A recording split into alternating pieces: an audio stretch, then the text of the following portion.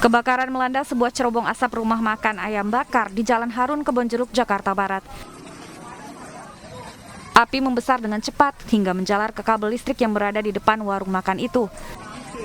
Ada tengah cuman Bang.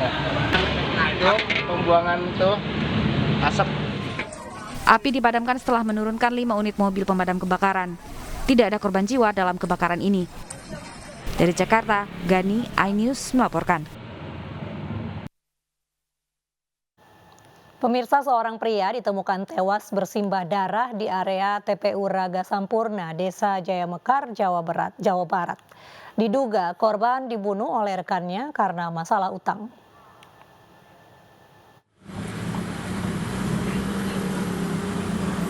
Seperti inilah situasi di area TPU Raga Sampurna, Desa Jayamekar, Padalarang, Jawa Barat.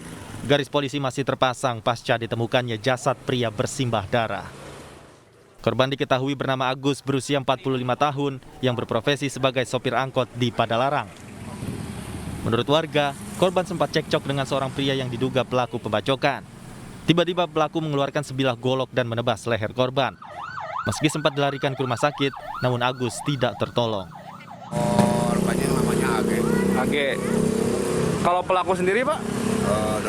Dodoy. Yang Bapak? Terkait katanya selisih utang piutang. Yang Bapak tahu berapa tuh? Itu oli apa? Di motor gitu 40.000. Polisi terus mendalami kasus ini, namun dugaan sementara masalah utang piutang menjadi pemicu pembacokan tersebut. Dari Kabupaten Bandung Barat, Jawa Barat, iNews melaporkan. Pemirsa, rumah Chef Aiko di kawasan Kembangan, Jakarta dibobol maling. Sepeda motor korban senilai 80 juta rupiah raib digasak para pelaku.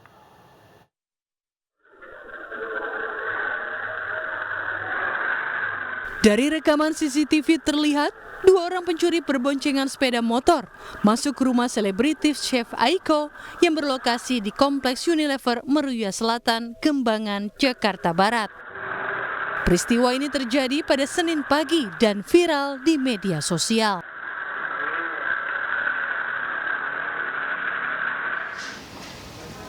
Dalam melancarkan aksinya, satu pelaku berjaga di atas sepeda motor.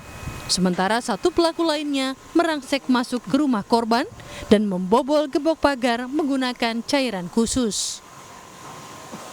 Dalam hitungan menit, motor korban seharga 80 jutaan rupiah berhasil dibawa kabur pelaku. Menurut korban, di lokasi tersebut memang rawan pencurian kendaraan bermotor. Jam 4 itu, jam 4 lewat dikit sama 4.35, 4.45 itu ada orang yang mencurigakan. Sampai jam 4.45 itu lewat di tetangga itu dengan orang yang sama bawa motor, tapi berdampingan motor yang dia bawa sama motor aku. Karena posisi motor aku kalau nggak disetut memang nggak hidup. Karena udah lama nggak dinyalain, akinya dingin kan, dia harus disetut pancing baru bisa nyala. Korban telah melaporkan kasus tersebut ke pihak berwajib dan kasus ini ditangani unit Reskrim Polsek Kembangan. Dari Jakarta, Miftahul Gani, iNews melaporkan. Artis Nirina Zubir menjadi korban mafia tanah. Akibat kasus itu, Nirina menderita kerugian hingga 17 miliar rupiah. Dugaan kasus mafia tanah yang menimpa keluarga Nirina Zubir melibatkan mantan asisten rumah tangganya. Awalnya, almarhumah ibunda Nirina meminta pelaku mengurus surat-surat rumah yang hilang, namun justru dimanfaatkan pelaku untuk digelapkan. Kasus ini telah dilaporkan ke Polda Metro Jaya sejak Juni silam.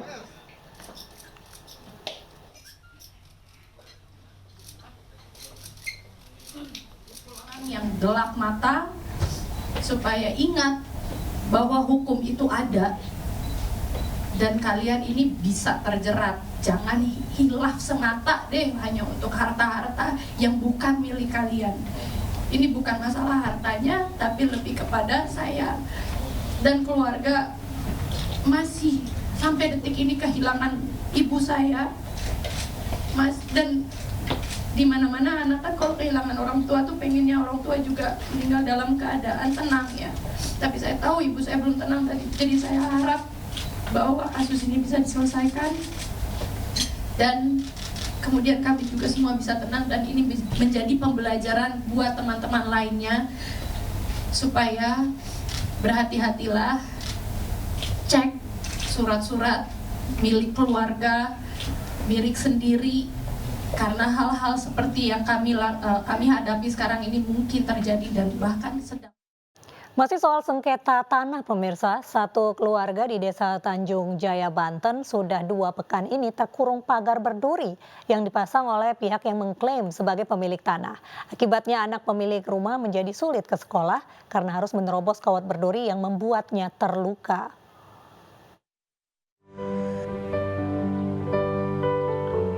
Selama 2 pekan, rumah milik warga di Pandeglang, Banten ini dipagar kawat berduri oleh pihak yang mengklaim kepemilikan tanah rumah ini.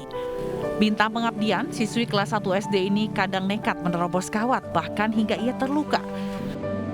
Orang tua Bintang juga merugi puluhan juta rupiah karena tidak ada pembeli yang datang ke warung makanannya. Seluruh makanan membusuk dan tidak bisa dijual. Saya sih kayaknya belum ya, cuma memang ada surat perintah untuk mengosongkan. Cedera ya, karena kawat itu kan tajam. Ya serba sulit lah. Melihat kejadian ini, Ketua Lembaga Perlindungan Anak Pandeglang mendatangi rumah dan membantu Bintang. Sehingga kita pastikan bahwa kegiatan pendidikan yang sedang berlangsung tidak boleh terhenti atas peristiwa dan juga insiden yang terjadi di sini. Kejadian ini bermula saat Rahman bin Aruman yang mengaku sebagai pemilik lahan seluas 2.980 meter persegi itu memagari rumah keluarga Bintang yang sudah ditempati selama 20 tahun. Tanpa peringatan, penggugat memagar rumah tersebut dengan kawat berduri. Oleh orang tersebut dilakukan pemagaran memakai kawat berduri dan batu boulders sebanyak 2 truk. Apabila ada pihak-pihak yang mengaku mengklaim atas tanah tersebut, silahkan melakukan gugatan ke pengadilan negeri setempat. Kasus sengketa lahan ini sudah dilaporkan ke pihak berwajib. Dari Pandeglang, Banten, Iskandar Nasution, iNews melaporkan. Pemirsa, Mabes Polri menampik penangkapan salah satu anggota Komisi Fatwa MUI terkait terorisme sebagai kriminalisasi ulama. Informasi selengkapnya kami hadirkan usai jeda.